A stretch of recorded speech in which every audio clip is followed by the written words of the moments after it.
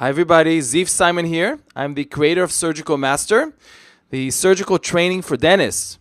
Welcome to another quick lecture on digital simulation. And I'll talk about this process as we use it for aesthetic crown lengthening. So a common question that I'm being asked is, how can we determine the ideal gum margin? Where should the gingival margin be, especially when we are planning to remove some gum tissue, reduce the gum display, improve teeth proportions, and give the patient all in all a better smile? How can we decide on the ideal gingival margin? So there are definitely several options to do this, and I would start by measuring the teeth length and width and determining the proportion. So we will aim for a proportion of the width and the length that is about 75 to 80%. That would give the patient a normal tooth proportion that looks aesthetic. Based on that, we can already decide on the gingival margin. Now, I also encourage you to do more things. Actually, I encourage you to do all of these things. Take impressions, get study models, and literally study them and mark down on the study model where you think the gingival margin should be. Now, it also helps to work with a lab technician, creating a diagnostic wax-up, and potentially also doing this in the patient's mouth, what we call a mock-up. You'll actually add composite. You don't have to etch and bond. And you'll freehand add to the tooth structure, actually also on the gum level, and create the ideal tooth proportion. So all these things help, and I would, again, encourage you to do all of the above. There's another step that can help you, and that's called digital simulation. I use Photoshop, and I use the less involved version that is called Photoshop Elements. It's relatively inexpensive. You can go to Adobe Photoshop and download the software. You can actually try it out first and see if it works for you. And I wanted to show you how this works practically when I try to do a digital simulation. So let's go to a patient folder. And what you'll do, you'll take two photos. One, a photo of the patient's smile, and another photo of the retracted view. So let's start with the retracted view. You'll basically open it with Adobe Photoshop Elements Editor. And then you'll see the picture already imported in.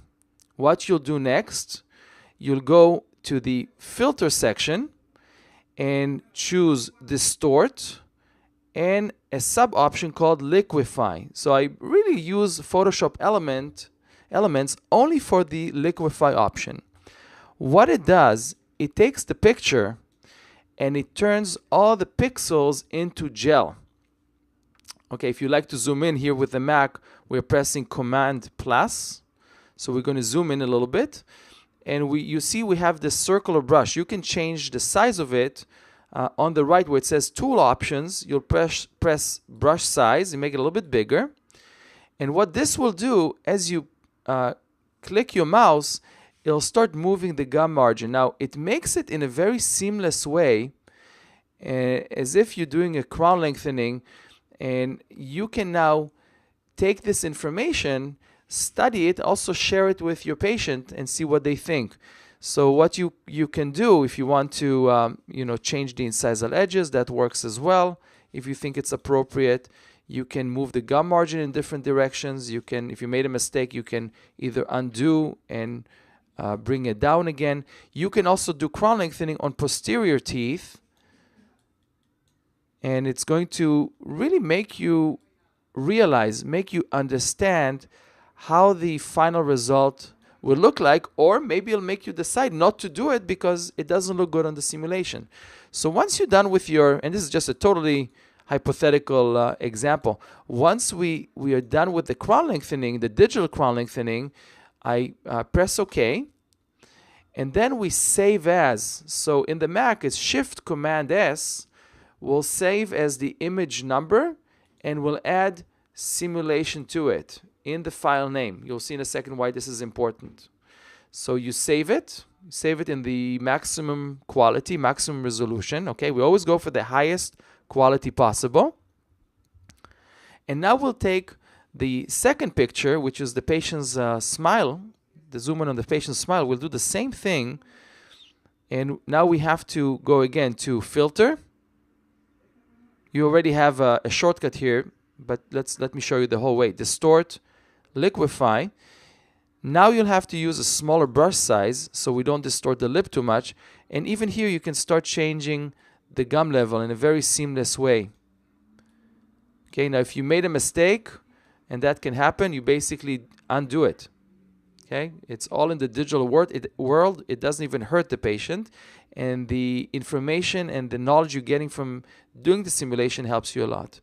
Okay, so you can change that. Now, one of the limitations when you do a digital simulation on the patient's smile is that as you lengthen the teeth, you may, and I'm just exaggerating, you may distort the lip.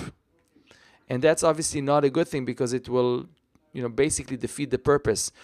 In next video, I'll show you how we can address that. Basically, what we need to do is crop the lip out and replace it, but it's a little bit more complicated. So what I'm going to do, I'm going to cancel it, and I'm going to go again into liquefy and redo the process.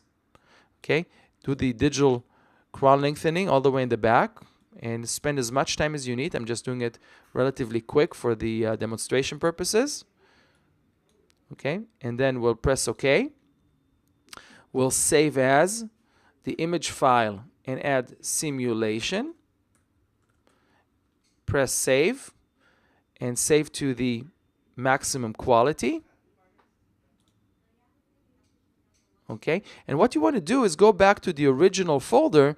Now you'll have the original files plus the simulation. So what I like to do, and I do this in front of patients, so they enjoy this a lot and learn a lot and know what the options are. I open up two of those files together. Okay, so we can look at them side by side. So this is the original view, and then we can see the simulation. So we basically toggle between the preoperative and the digital simulation, and then you can tell if this is something you'd like to pursue. And I can tell you now that the patients are loving it. They're very excited and motivated to move forward with the procedure, and your case acceptance will increase. Same thing with the smile photo. Open both files and basically toggle between the two, and then you can help the patient visualize what the crown lengthening will look like. Okay, so that's basically very, very simple, using Photoshop elements to create a digital simulation and help you make decisions where the ideal gum margin would be.